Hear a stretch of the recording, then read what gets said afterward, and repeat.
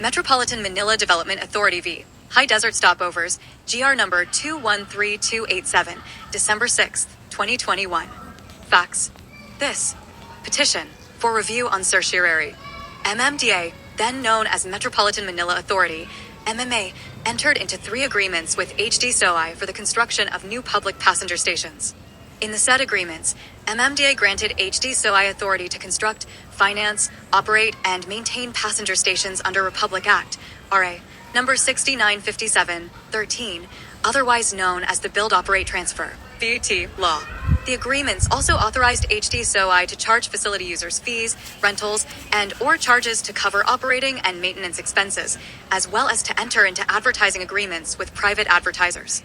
However, in a letter, 14, dated August 8, 2006, MMDA Chairman Bayani Fernando terminated the aforementioned agreements and directed HD SOI to remove all their installed waiting sheds and commercial advertisements pursuant to MMDA's objective to clear investors' corridors route of all kinds of obstructions and in compliance with the provisions of the National Building Code, existing rules and regulations prohibiting the installation/display of commercial advertisements along road rights-of-way, and in accord with the Supreme Court pronouncement that sidewalks are beyond the commerce of men.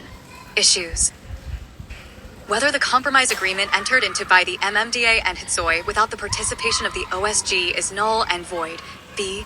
Whether a judgment based on the void compromise agreement is null and void ab initio. C. Whether a judgment emanating from a void compromise agreement is impugnable via a petition for annulment of judgment under Rule 47 of the Rules of Court on the ground that the trial court has no jurisdiction to render the same.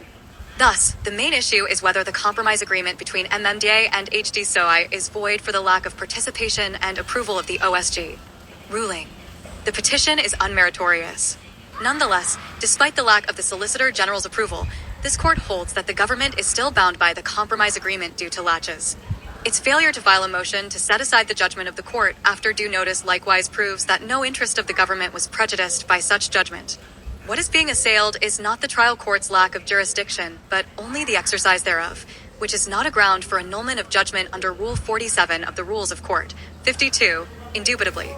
As a court of general jurisdiction, the trial court has jurisdiction over the subject matter of the complaint for injunction and damages and over the person of MMDA.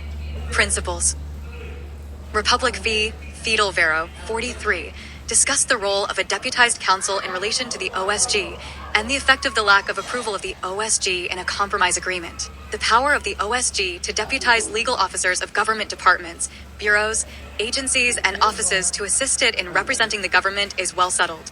The Administrative Code of 1987 explicitly states that the OSG shall have the power to deputize legal officers of government departments, bureaus, agencies, and offices to assist the Solicitor General and appear or represent the government in cases involving their respective offices, brought before the courts, and exercise supervision and control over such legal officers with respect to such cases.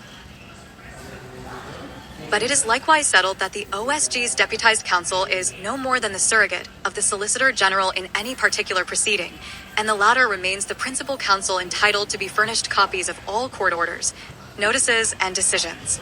The appearance of the deputized counsel did not divest the OSG of control over the case and did not make the deputized special attorney the counsel of record. The action for annulment of judgment is not a substitute for the lost remedy of appeal. An action to annul a final judgment is an extraordinary remedy, which is not to be granted indiscriminately by the court. 49. It shall be availed of when the ordinary remedies of new trial, appeal, petition for relief, or other appropriate remedies are no longer available through no fault of the petitioner. 50. The petitioner must show absolute lack of jurisdiction, not merely an abuse of jurisdictional discretion, since these are two entirely different concepts. 51. Lack of jurisdiction means that the trial court should not have taken cognizance of the complaint or petition because the law does not vest it with jurisdiction over the subject matter. Jurisdiction.